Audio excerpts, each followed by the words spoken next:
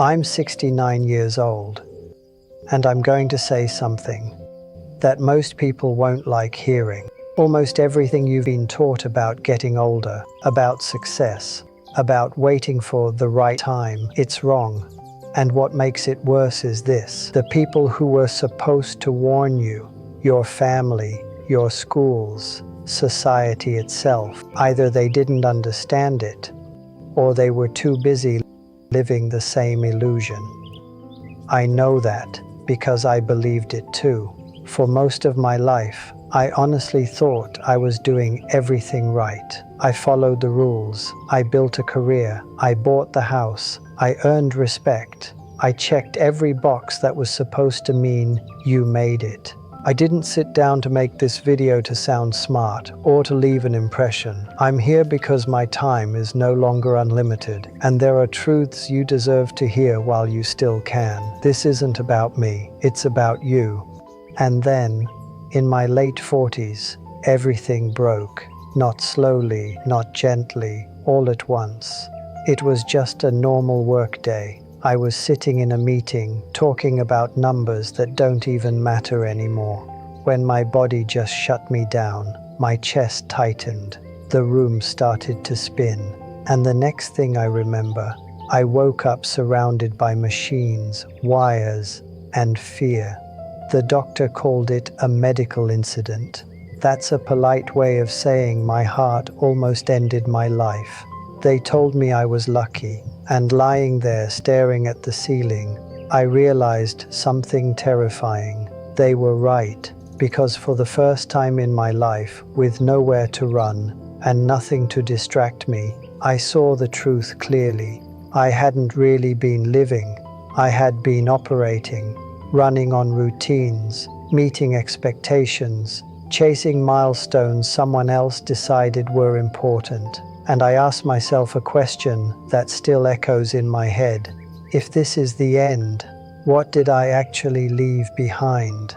Not titles, not money, not the things people clap for at funerals. Just memories I never made, conversations I kept postponing. Love, I always assumed I'd express later. Here's the lie almost everyone tells themselves: I'll do it someday. I still have time. I'll live once things settle down. I've heard it from people in their 20s, their 30s, their 40s. I'll enjoy life after this promotion. I'll slow down when the kids are grown. I'll travel when I retire. Let me save you decades of regret. That moment never comes, because the finish line keeps moving. There's always another goal, another responsibility, another excuse. You keep climbing, and one day you look around and realize the ladder was leaning against the wrong wall. And time doesn't give refunds. No one tells you this early enough, so I will. Success is a terrible thing to chase, and I say that as someone who caught it. The praise feels incredible for a moment, then it fades, and suddenly it's not enough anymore. So you run again, and again, and again. I watched a friend do this until it killed him. He worked non-stop, built something impressive, kept telling himself he'd rest next year. Next year never came. At his funeral, his child said something I'll never forget. My father achieved a lot, but I hardly knew him. That's when it really hit me. Regret doesn't come from failure. It comes from absence. The trips you never took, the words you never said, the relationships you assumed would wait. I don't lose sleep over business mistakes. I lose sleep over the dinners I skipped, the calls I postponed, the moments I traded for work that doesn't even remember my name. You think time is endless, especially with the people you love. It isn't. My father passed away suddenly. We always said we'd talk properly someday. Someday never arrived. And it's the small things that hurt the most. The missed Sundays, the unopened messages, the love left unspoken. After my heart attack, I changed everything. Not dramatically, intentionally. I stopped saying yes to what drained me, and I started saying yes to what scared me, in a good way. In the years since, I've learned more about life than in all the decades before, and the truth is painfully simple. Be with people who matter. Do work that feels meaningful to you, not impressive to others. Collect experiences, not possessions. Be present while you still can. I know When you're young, this sounds naive. You have bills, you have responsibilities. I'm not telling you to abandon your life. I'm telling you not to trade it away. So here's a question. Answer it honestly. If everything ended tomorrow, would you be content with how you've lived so far? Not proud, not admired, content. And if the answer is no, what are you waiting for? What is so important that you're willing to gamble your one life on it? I wake up every day knowing my time is borrowed. We all are. We just pretend otherwise. Young people feel invincible. I did too. Now I watch my grandchildren move through the same storm. Stressed, anxious, chasing things that promise happiness but never deliver it. I try to tell them. They don't always hear me, not because they're wrong, but because it's hard to see patterns when you're inside them.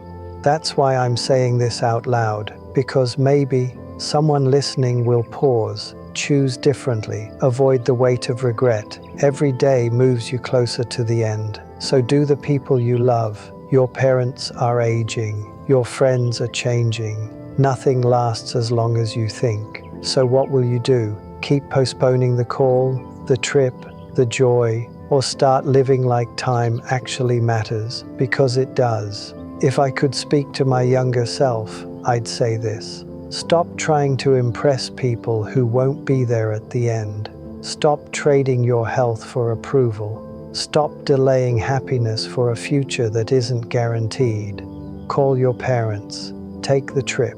Do the thing that scares you. Say no when your soul is tired. Say yes when your heart feels alive. Start now, not later, not after this phase.